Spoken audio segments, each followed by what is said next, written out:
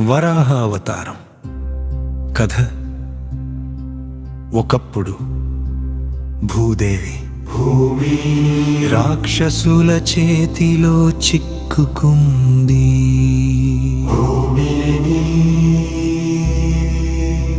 భూమిని దుర్మార్గ రాక్షసులు తీయడం, నశించవలసిన ప్రయత్నం చేశారు.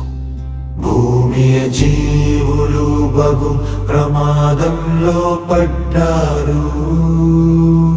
అప్పుడు భగవంతుడు వరాహ అవతారం పంది రూపం తీసుకున్నారు.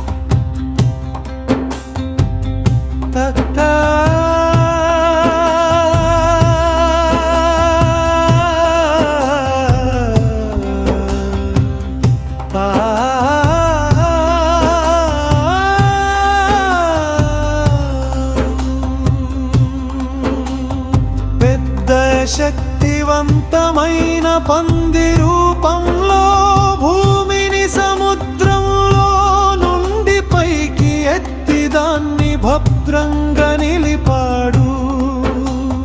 భూమి తిరిగి లోకానికి సురక్షితం స్థిరంగా నిలిచింది.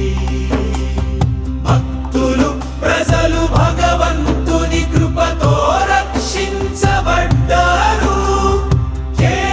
భక్తుల రక్షణ. భూక్షయ సమస్యలు, రాక్షసుల దాడి భగవంతుడి వల్ల అడ్డుకోబడ్డాయి. భక్తులు ధైర్యంగా సుఖంగా ఉండగలిగారు. భగవంతుడు భక్తుడు కోసం ఎల్లప్పుడూ ప్రత్యక్షమవుతాడు. సమస్యలు సంకట్లు భక్తి వల్ల తొలగతాయి. ధర్మం భక్తి పరిపూరం కావాలి, భగవంతుడు రక్షణ ఇస్తాడు.